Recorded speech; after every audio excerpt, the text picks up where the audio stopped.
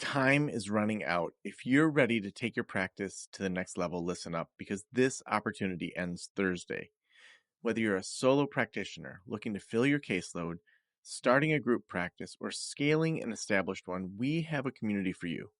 Next Level Practice, your fast track to a thriving solo practice. Group Practice Launch, your roadmap to successfully building and growing your team. Group Practice Boss, your guide to scaling, increasing profits, and streamlining operations. But you have to act now. These communities are only open until Thursday, and spots are filling fast. Don't let this chance slip away. Visit practiceofthepractice.com/level up and secure your spot before it's too late. Once Thursday hits, the doors close and this opportunity is gone. The clock is ticking. Join us now and start leveling up your practice today. Practiceofthepractice.com/level up.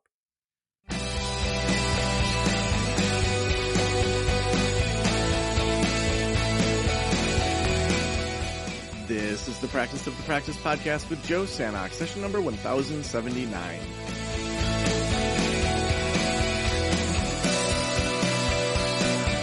I'm Joe Sanok, your host, and welcome to the Practice of the Practice podcast. If you are not leveling up right now, shame on you.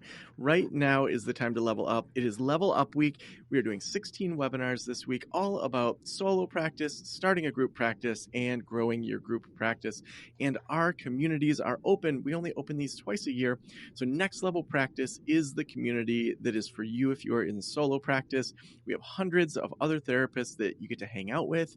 We have weekly meetings that we're doing live where you get to dig in, ask questions, and say, hey, I'm stuck. It's sort of like consulting, but you're in a smaller group. So you're not paying the really high, $1,000, $2,000 a month that you'd be paying for consulting, but getting a lot of help at that phase. We also have Group Practice Launch, which is for solo practitioners that are just bursting at the seams, or they see the opportunity to start a group practice. So maybe you're having people call and they're saying, hey, I want to see a child therapist on the weekend. And you're like, I don't see kids, nor do I work on the weekend, but boy, I really should hire someone to do that. If that's you, Group Practice Launch is for you. And Group Practice Boss is for anyone that has hired their first clinician. So you might just be super early on.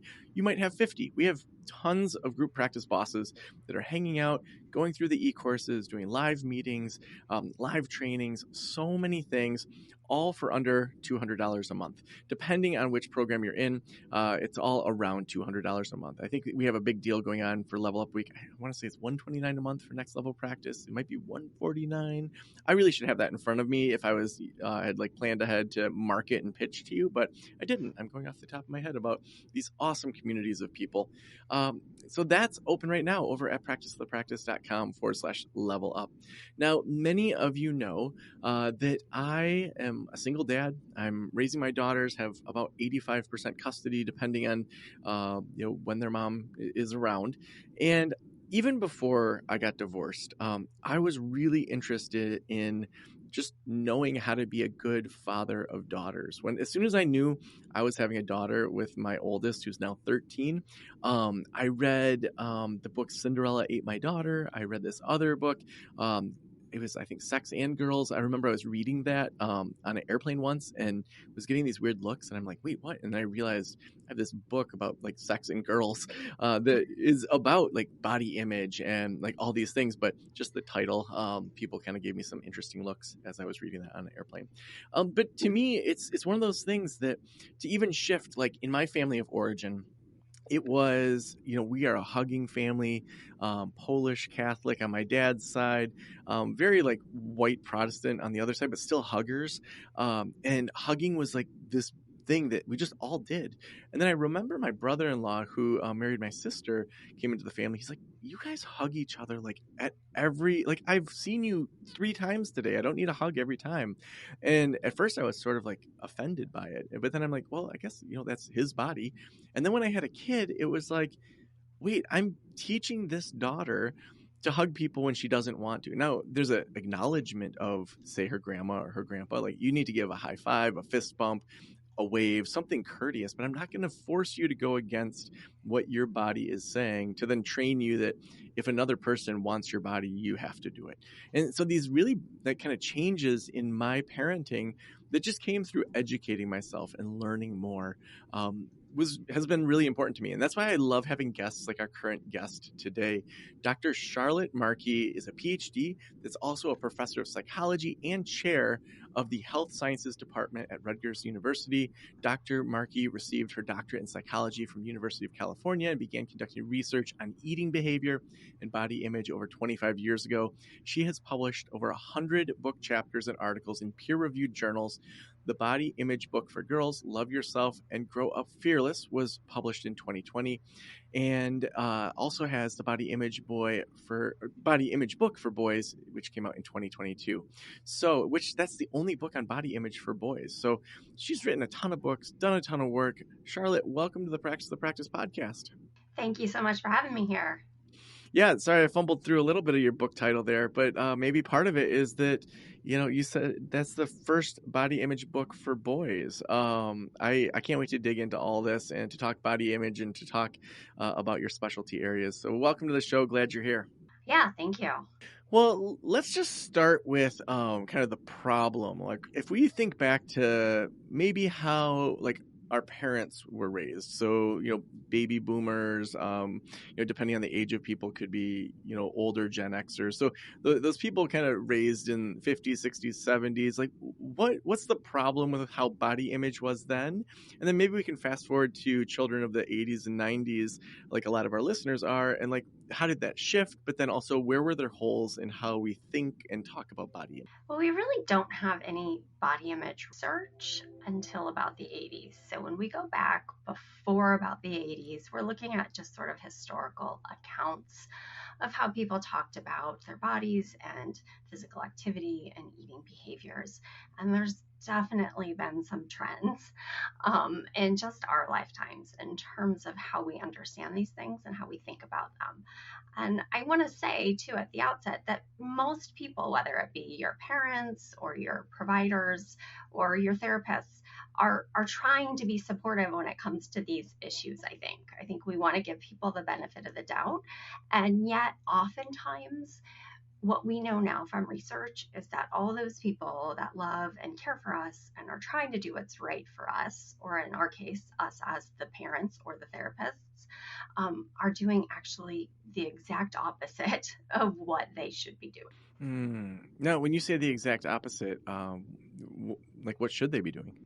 Well, it may not seem counterintuitive, but it's really important for young people growing up to feel really supported by their parents when it comes to their body image and eating behaviors, and to not feel like they're getting any kind of negative feedback. And I think, as parents or providers, we like to think, oh, well, duh, of course I'm doing that. But we don't always think about all the little interactions you have on the day-to-day basis and how you might be sending negative messages about these really personal and confusing issues, especially among young people. So when you think about confusing issues or confusing ways, parents are talking to their kids, like, I have two daughters, they're 9 and 13. What might I be inadvertently saying to them? What should I be saying? Like, help me be a better dad. Yeah, this is my favorite thing to do. I love to talk about this from a parenting angle because I think I've been really conscious about my own parenting. I have a 17 and a 19-year-old, and I'm sure I've messed it up many, many times along the way, but I've been really conscious to do essentially the opposite of what I think my parents did and what a lot of other parents of their generation did. So if you're saying things like, are you really hungry now? Do you really need to eat that? Are you leaving the house wearing that? These are all things that your kids are going to pick up pretty quickly to mean you don't approve. And it may just be something that comes out. You may not really mean a lot by it, but I have kids that then a decade or 2 decades later as adults will tell me, I still remember that time my dad looked at me and said, are you leaving the house wearing that? So What kind of internal dialogue happens when there are those kind of things said to children? I think the internal dialogue that transpires is oftentimes I already felt kind of not sure about maybe this ensemble I've put together for myself. I'm already feeling sort of insecure. I already really want to feel accepted by my friends I'm going out to spend time with right now. And now someone who's really close to me just made me question if I had made right choices about maybe my clothing or my hair or whatever it may be. All of these things we know as adults are really not important, but oftentimes in the lives of young people, they feel very important. Mm. Yeah, I like that idea of thinking about my daughters, like the process that went into them choosing their outfit or choosing, that's they've been making choices along the way, and that if it's like, wait, why are you wearing that? It's like not just questioning the outfit, but it's questioning their judgment. It's questioning their ability to make choices. Now, what would you say that parents should do instead? Well, it's tricky, right? Because when we look at our kids, we see them. So if they have some, what we think is some crazy outfit for whatever reason, right? It's skimpy, or it's all black, or it feels inappropriate, or it's just different than what they usually wear, right? We notice these things because it's very visual. How can you not notice these things? And I don't ever say to parents like never comment, right? I do think that some body image scientists will say just stop commenting on appearance altogether. And I appreciate why many offer that advice, but I feel like it's incredibly unrealistic because it's very natural to make comments about what's visually in front of us. I think that what we have to do sometimes is kind of bite our tongue literally and say, um, oh, is that new? Or, oh, or, offer something kind of positive or more neutral in terms of feedback. And, um, and then leave it alone. Right. And so we don't have to make it a big deal. And I see this, I guess, probably more with my daughter than my son, to be honest, but she makes, fashion and physical choices all the time that I wouldn't necessarily agree with. And I'm tempted to be like, well, why are you doing that?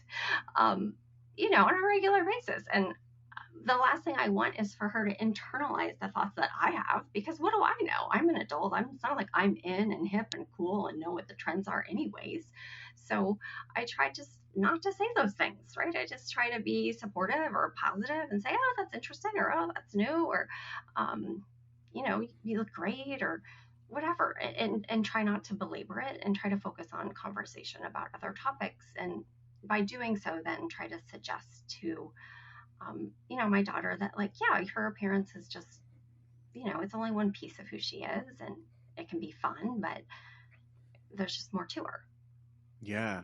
This last weekend was my parents' 50th anniversary, and they had a big party, and tons of people flew in. And like my dad's the oldest of five kids. And then, all those siblings came, plus their spouses, plus a lot of the cousins, and then friends and family, all that were in town for the last week.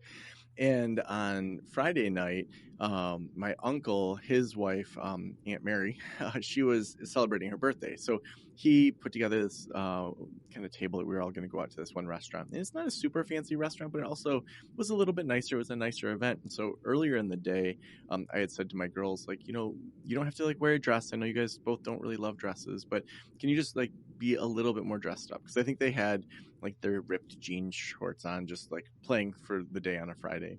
And it became this like big thing with my 13-year-old, where she's like, I should be able to wear what I want. And I mean, clearly she was just kind of exercising her version of independence. And I said, this is a situation where, out of respect for Aunt Mary, we're going to kind of wear what most people have on there. And so she wore just something that was just kind of very neutral. It wasn't super dressed up, but it wasn't the ripped jeans. But then on Saturday, when it was my parents' 50th anniversary party in the middle of the day, it's a middle of the day in the summer, all that kind of thing. And I was like, I am not going to push this again. Like, it's just like, I got in huge fights with my dad over me. I had a ponytail for a while in high school, and had, in the 90s when people would carve stuff in their hair that's coming back for some reason. Like, he hated that. And it was just like ridiculous. I'm like, I'm a straight A student. I don't care if I dress like a snowboarder because I am a snowboarder. And it was like these big fights. I'm like, I don't want that dynamic with my daughter. So I let her wear whatever she wanted to the party. Well, she had her ripped jeans and her favorite band stick figure. She had that like band shirt on. And like almost everyone else was like pretty dressed up. Like my sister's family all like had like this coordinating ridiculous kind of outfit thing going on. My brother and his son were kind of dressed up with collared shirts. And when we got home, she said, I wish I had known people were going to be that dressed up. I wouldn't have worn what I wore. And for me, and I would love your feedback on this so you can poke holes in it and be like, here's how you can be a better dad. For me, it was helpful for her to learn through experience what it feels like to not get dressed up when other people are dressed up. And that it's not dad just being over the top, like, let's get fancy. It's, there's certain occasions that you should get dressed up. If you showed up at a wedding or a funeral and you're in like ripped shorts and stuff, you might feel out of place. And do you want to feel that way? And, I realized I could have probably communicated better to just say, hey, just so you know, like people are going to be pretty dressed up at this thing, or maybe dressed up. Do you want to bring an outfit to change into if you notice that? So I realized that. But like, are there any things like in regards to daughters that you would say, here's something else you could have done? I would have changed how you worded that. Basically, I'm seeking either validation or a way to grow as a dad. I think I can offer mostly validation here. I think that in your situation, I would have probably done the exact same thing, right? Like you kind of decided you were going to fight the fight a little bit on the first night, and you tried to, nudge in the direction of what was you thought going to be kind of socially acceptable for the evening. And then you're like, you know what? It doesn't really matter that much. So I don't want to do this again. I'm not going to like you said, have that relationship you had with your parents. Why argue about this when it just does not matter that much? And, I think your reflection then, I love the idea of just offering the possibility of like, listen, I don't care what you wear. Some people are going to be dressed up, I think. Do you want me, or do you want to like throw a dress or something in the car just in case you're hot or you feel out of place? You don't have to, like, Yeah. and then just, let it play out. Because like you said, we all do learn from experience, and these are not necessarily, I don't think, damaging experiences, right? As long as no one was making fun of what she wore or bullying her about it, then, there's really no harm in sometimes wearing the wrong thing. We've all done that. And I think that it's good then to also appreciate that, hey, you can wear the quote unquote wrong thing. And that doesn't mean people don't love you or don't appreciate you, right? Like you do have freedom in making choices about your appearance. Mm-hmm. In some ways, I feel like when she turned 13, I like fell off a cliff. Like things did not slowly ease into the next phase. Like when they're babies, it's like they crawl, and that takes a few months, and then they finally like hold onto a table, and you're like, oh, they're gonna be walking soon.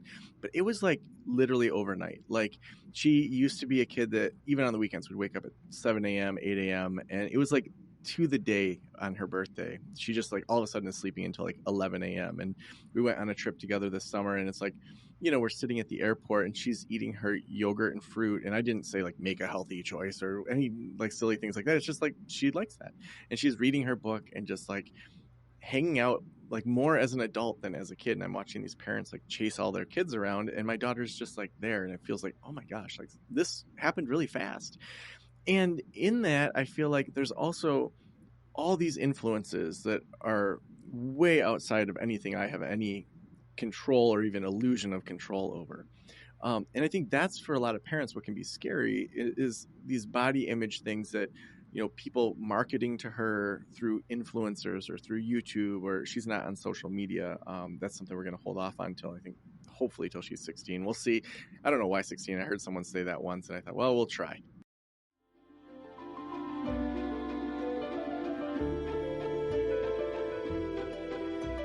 Do you often find yourself overwhelmed by the influx of client calls you receive? Receptionists are expensive, but you can't afford to let your patients go to voicemail. You care for your clients, so you try to phone them back, but more often than not, it's too late. They've gone to another practice. When you partner with Well Received, You capture every opportunity. Your calls are answered by professional medical receptionists 24/7, and they can support you with more than just message taking.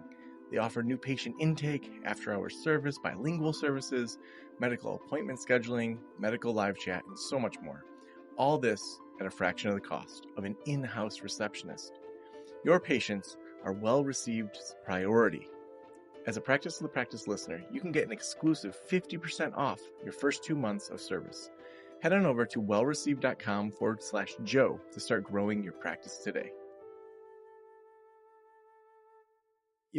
There's all these things that are outside of a parent's control.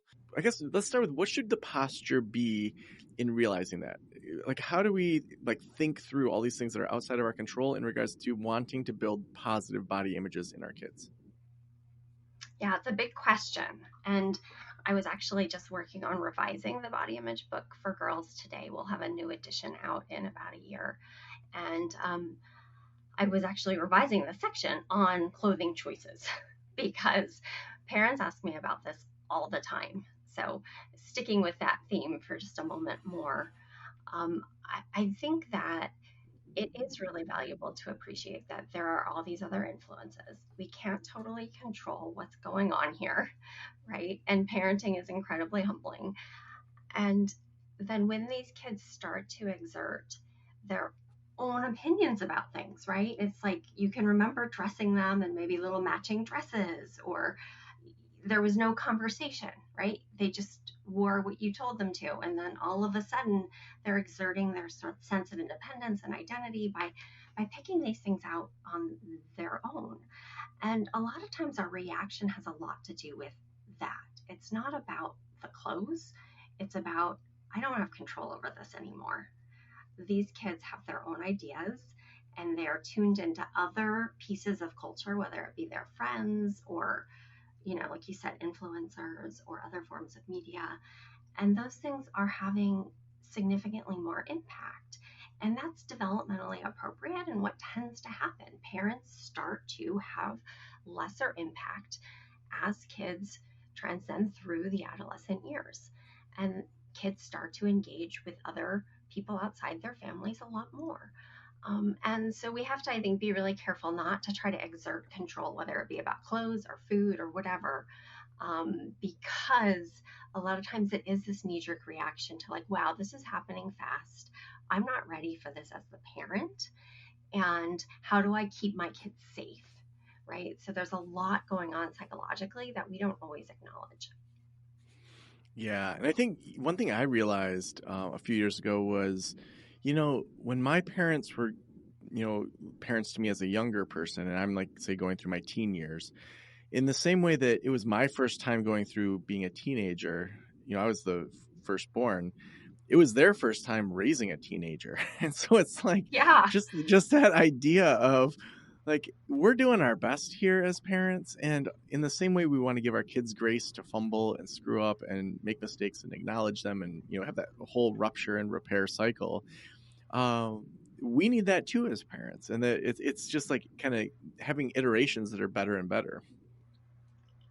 I think that's absolutely right. And I also think, when it comes to practice, we ask a lot of questions, right? And we're good at that when it's not necessarily our family members or our own children, right? You know to say, well, how do you feel about that? Or explain why that's bothering you, right? And then with our kids, sometimes we don't always ask those same questions. And a question that can be valuable around some of these complicated issues, I think, is just, to say, how do you think as a parent I should advise you in this moment? And, it's not something a 10-year-old is necessarily going to get, but a 13-year-old often will then be forced to think like, okay, I understand from my parents' perspective why, they want me to, fit in and wear what other people are wearing to this family event, right? So I think, like you said, we forget that parents don't know what they're doing all the time. And I think it's okay to admit that. I think it's actually can be a great source of bonding with our kids to say, like, listen, I haven't done this before. I don't know what I'm supposed to do right now. I feel like again, using this example, um, ripped jeans might not be the best outfit for today, but I also want to respect your ability to make these choices for yourself. And so, um, if that's what you choose, that's fine. It doesn't really matter to me. But if I can support you and you want to make a different choice or bring around, that backup outfit, then that's also good. Why can't we just say, I don't know? Hmm. Now, I can hear like it's sort of like my parents' pushback in my head of like, why should we always give control to the kids? Why shouldn't they have to learn that sometimes there's times you just got to dress up and you've just got to like be uncomfortable, and I'm not going to let you wear ripped jeans to a wedding because you feel like it, and this whole like, like, yeah, I mean, I can totally hear that pushback from it could be other people, it could be even some of my friends that are like, no, there's just times that you as a parent are like, do what I say. This is what's happening. What are your thoughts on that? I guess one of my thoughts is that the world is going to do a lot of that work for us. So I think we should pick sort of the battles we want to fight in terms of holding a hard line. And Mm, I'm not sure when it comes to something like our kids' outfits, that's the hard line we want to pick, right? mm, yeah. Um, do I want my kids doing drugs? Absolutely not. Will I punish them if I catch them doing that sort of thing? Yeah, I will. Will I lecture them?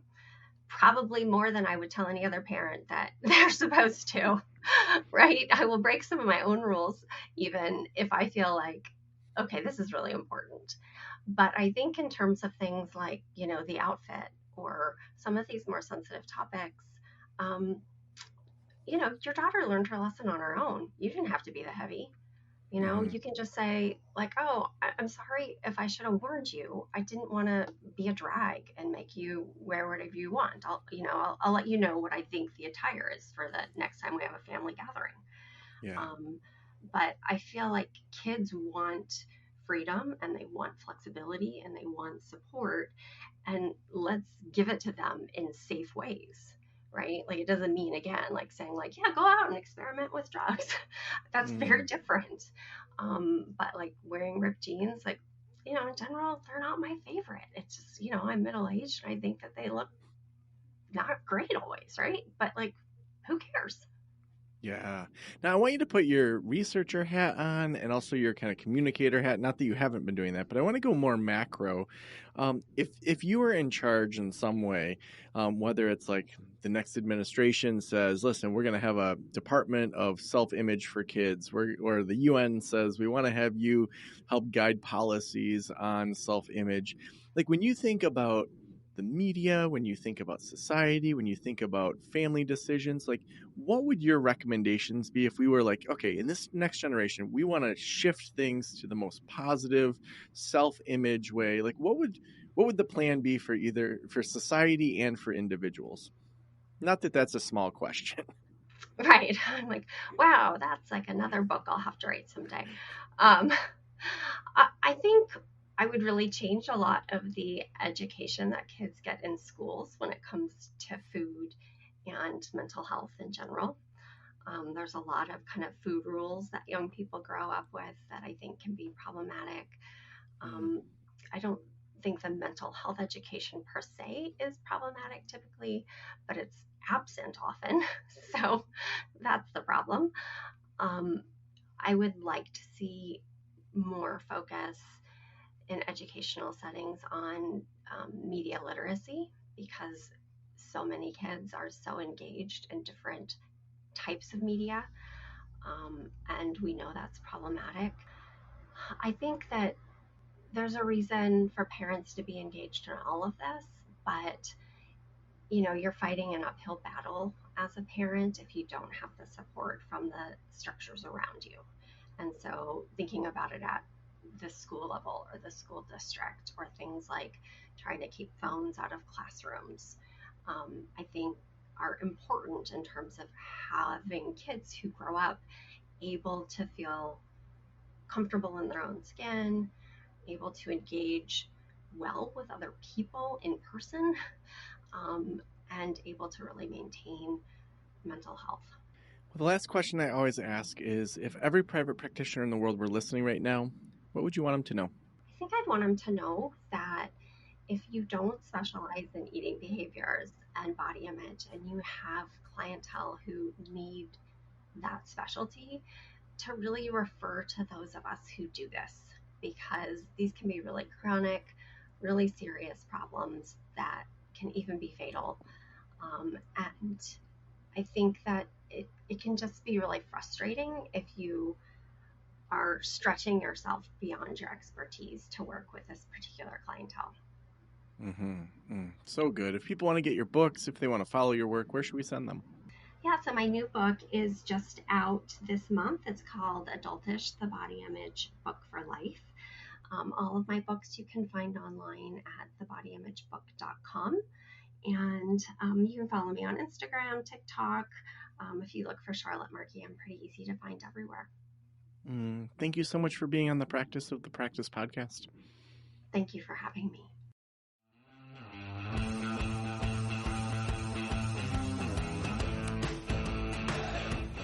Wow, so many of these interviews lately, I feel like could have been, an hour or 2 hour long interviews, just to dig so much deeper into just the topics. So I guess you got to just go get Charlotte's books, because not I guess you should. It sounds like it would be so helpful for you, for your clients, in so many different ways. Just a reminder, it's Level Up Week. Now is the time to level up, to join Next Level Practice, Group Practice Launch, and Group Practice Boss. Those 3 communities are open this week and next week. We'll be having our welcome parties quickly thereafter for the new cohorts. So we can't wait to help you with your solo practice, starting your group practice or your group practice. Our consultants are standing by. They are involved in our circle community where they're answering questions, where we do live Q&As, where we bring in all sorts of experts for you to be able to pick their brains. We also have over 30 e-courses that you get access to, and we are recording new ones regularly. We just released a marketing one and a networking one. We're putting together a lot of calculators that I use with my consulting clients. So if I make a calculator for my consulting clients, like a when to hire calculator or what to pay people calculator, we've turned those into digital things that you can use and that you can implement as well. So many things that you get, for a low monthly price. For less than the cost of one counseling session, you can get amazing support from other people, from experts. So join one of our communities over at practiceofthepractice.com/level up. Those communities are open this week and next week. So make sure you join before those close next week. Also, we couldn't do this show without our sponsors. Well Received is what I wish I had before I sold my counseling private practice. Think about when people are calling your practice and it's just going to voicemail. That's a client that you've lost. For the most part, people are just going to call until they talk to somebody. They're not going to want to wait for a phone call back, and that's just like a big waste of time. If you want a 24/7 professional receptionist, you have to use Well Received. They do new client intakes, after hours, they have bilingual services, they do appointment scheduling, and so much more at the fraction of the cost of an in-house receptionist. Head on over to wellreceived.com/Joe, and you're going to get 50% off your first 3 months. Again, that's wellreceived.com/Joe to get 50% off your first 3 months of the amazing receptionist they have over there. Thank you so much for letting me into your ears and into your brain. Have a great day. I'll talk to you soon. Special thanks to the band Silence is Sexy for that intro music, and this podcast is designed to provide accurate and authoritative information in regard to the subject matter covered. It is given with the understanding that neither the host, the producers, the publishers, or guests are rendering legal, accounting, clinical, or other professional information. If you want a professional, you should find one.